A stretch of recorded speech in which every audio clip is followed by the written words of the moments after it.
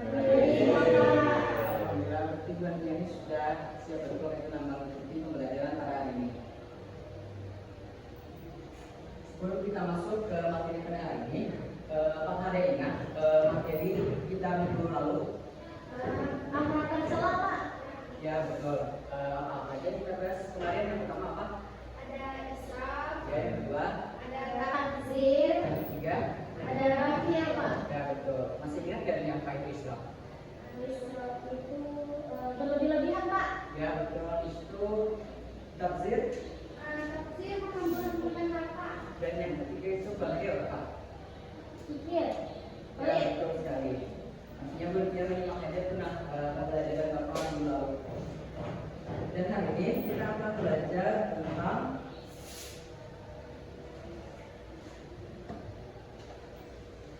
kematian dan kehidupan di alam barzah.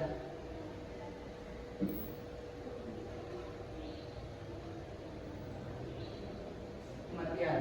Seluruh yang bernyawa pasti akan mengalami kematian, termasuk di dalamnya adalah manusia. Bagi manusia, kematian merupakan pintu gerbang untuk memasuki alam akhirat.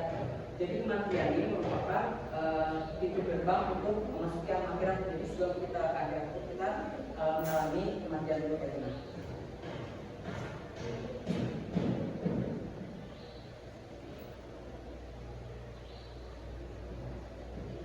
Tidak ada manusia yang lolos dari kematian. Namun demikian, hanya sedikit yang mempersiapkan diri untuk menghadapi kematian yang pasti datang tersebut. Jadi kita ini sebagai manusia ini tidak ada yang lolos dari kematian, dan bahkan kita dari sebagai manusia pun hanya sedikit, yaitu hanya mempersiapkan diri, mempersiapkan bekal untuk menuju kematian tersebut. Orang yang lalai menyambut datangnya kematian akan mengalami kematiannya dengan sebutan suul khatimah. Tetapi bagi orang yang senantiasa mempersiapkan diri untuk menyambut kematian dengan beramal soleh dan berharap kepada Allah, maka bagiannya adalah suul khatimah. Nah jadi bagi orang yang lalai yang ada peduli, yang acuh yaitu ada kematian, maka disebutkannya itu adalah suul khatimah. Tetapi bagi orang yang misalnya dalam kehidupan itu dia tuh berbuat baik, suka menolong, itu menjalankan segala perintahnya, itu disebutannya itu mati dalam keadaan husnul khatimah. Itu tentang kepastian datangnya kematian ini, Allah Subhanahu wa taala berfirman, kullu nafsin dha'iqatul maut, tsumma ilaina turja'un. Artinya, tiap-tiap yang berjiwa itu akan merasakan mati. Kemudian adalah kepada kamu dikembalikan.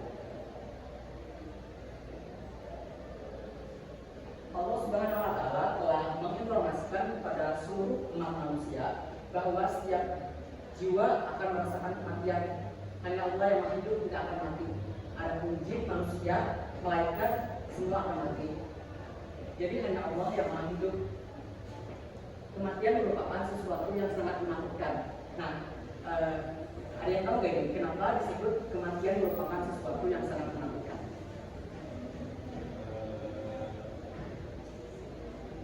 Tidak ada yang tahu ya? Itu karena kita tuh masih kurangnya persiapan ya untuk menghadapi kematian. Justru ketidakpastian tentang kematian, kita tidak tahu kita nih mati kapan ya. Justru kita juga takut ya kehilangan orang yang kita sayang kayaknya.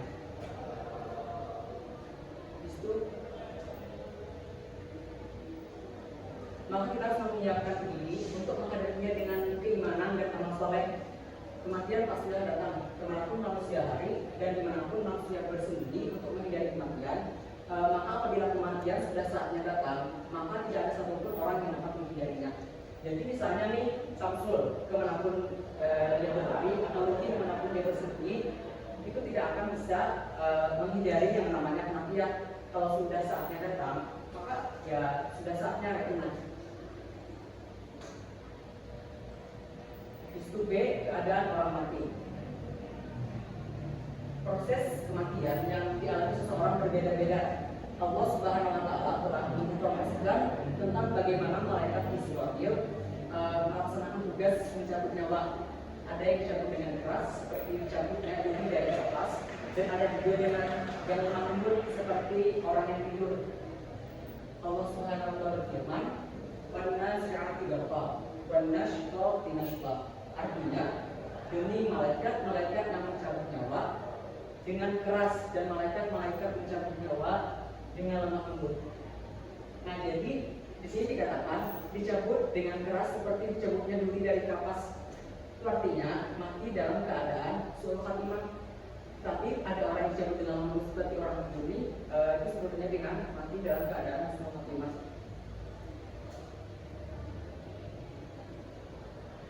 Nah, jadi yang pertama itu husnul khatimah. Pengertian husnul khatimah. Istilah husnul khatimah sudah menjadi kosakata yang sering kita dengar dalam percakapan sehari-hari. Istilah ini digunakan untuk mengungkapkan keadaan orang yang meninggal dalam keadaan baik. Jadi husnul khatimah tadi apa? Orang yang meninggal dalam keadaan baik. Ya, betul sekali. Allah Subhanahu wa taala mengingatkan kepada orang-orang yang beriman agar senantiasa menjaga keislamannya sampai ajal datang. Jadi kita tuh berusaha untuk menjaga keislaman kita sampai ajal kita datang. Dan tanda-tanda husnul khatimah, tanda-tanda husnul khatimah itu yang pertama yaitu mengucapkan kalimat tauhid menjelang ajal. Dan dia tahu kalau kalimat tauhid itu apa? Ya, betul sekali. Asyhadu alla ilaha illallah wa asyhadu anna muhammadar rasulullah. Yang kedua, meninggal dunia di jalan Allah, meninggal dalam keadaan sabar ketika ditimpa penyakit. Tahu kan Nabi siapa yang ketika segitu sabar banget ditimpa penyakit itu Nabi siapa? Nabi Ayub. Ya, betul sekali, dengan penyakit kulit. Yang ketiga itu meninggal pada hari Jumat. Dan dalam hidup sehari-hari kita pun banyak orang yang meninggal pada hari Jumat. Ya. Yang keempat, bagi wanita meninggal saat melahirkan ataupun meninggal pada saat hamil. Apa dia maksudnya meninggal saat melahirkan? Di wanita itu melahirkan itu dia meninggal, maka itu termasuk ke dalam tanda-tanda husnul khatimah. Yang kelima, meninggal karena ribat atau menjaga wilayah perbatasan. Yang keenam, meninggal dalam keadaan melakukan amal soleh. Yang ketujuh, meninggal karena mempertahankan harta dari perampokan atau pembegalan.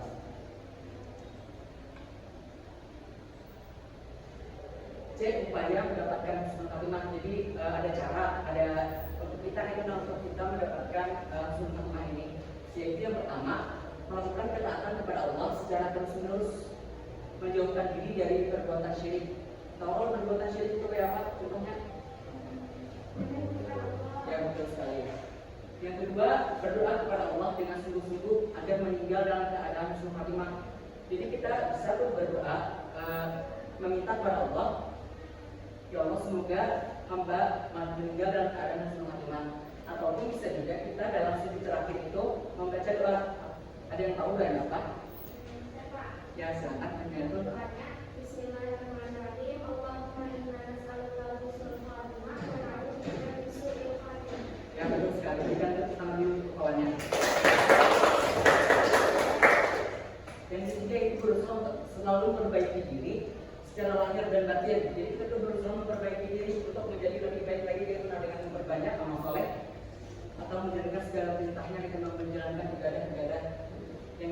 Yang kedua yaitu macam-macam kedua itu suul khatimah. Pengertian suul khatimah, suul itu artinya jelek atau buruk dan khatimah artinya penutup.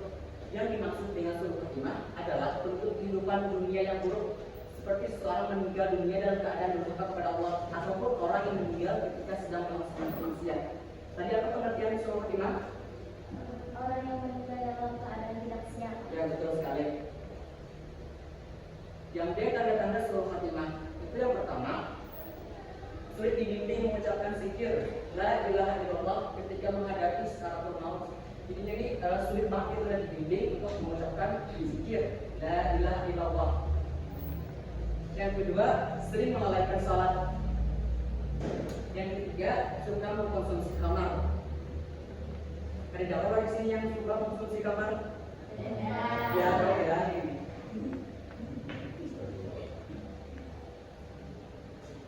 Yang keempat, durhaka kepada orang tua. Nah, jadi kita jangan sekali-kali durhaka kepada orang tua yang tenang, apalagi seorang ibu. Yang kelima, suka berbuat zalim terhadap orang lain. Kita juga jangan berbuat zalim terhadap orang lain atau kawan kita sendiri gitu. Yang keenam, melakukan dosa besar, keji dan tidak mau bertobat kepada Allah. Itu yang C, sebab-sebab suul khatimah.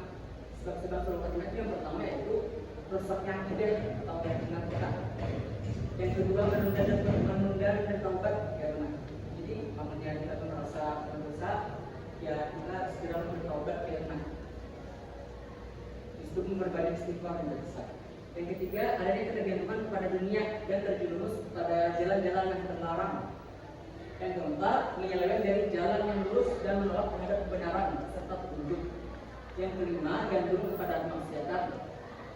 Dan yang terakhir bunuh diri segala macam caranya. Nah dalam kehidupan sehari-hari kan dari orang yang kasus bunuh diri loh dengannya itu merasa frustasi dengan kehidupannya. Jadinya tuh mengambil jalan pintasnya karena kadang tak menyelesaikan permasalahannya. Nah sampai sini apakah ada yang ditanyakan dulu? Ya silakan Putri Yani. Izin bertanya Pak, tadi kan di bagian tanda-tanda orang yang meninggal dalam keadaan husnul khatimah itu meninggal di hari Jumat Pak. Nah, jadi apakah orang yang meninggal di hari Jumat itu sudah dipastikan meninggal dalam keadaan husnul khatimah?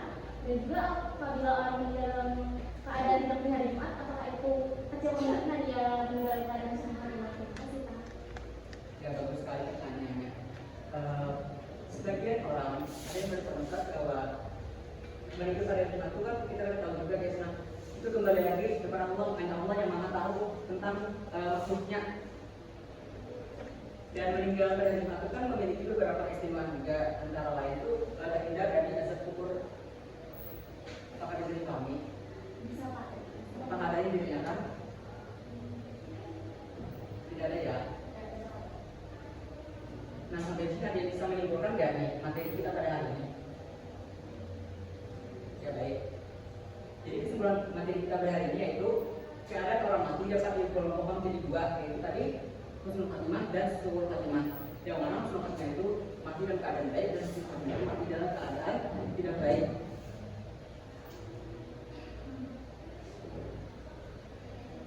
Nah di sini ada tugas buat kalian. Jadi tugasnya ini tugas rumah gitu, yang mana tugas ini merupakan minggu depan. Dan jangan lupa juga untuk belajar di rumah mengulang-ulang materi yang sudah kita pelajari tadi.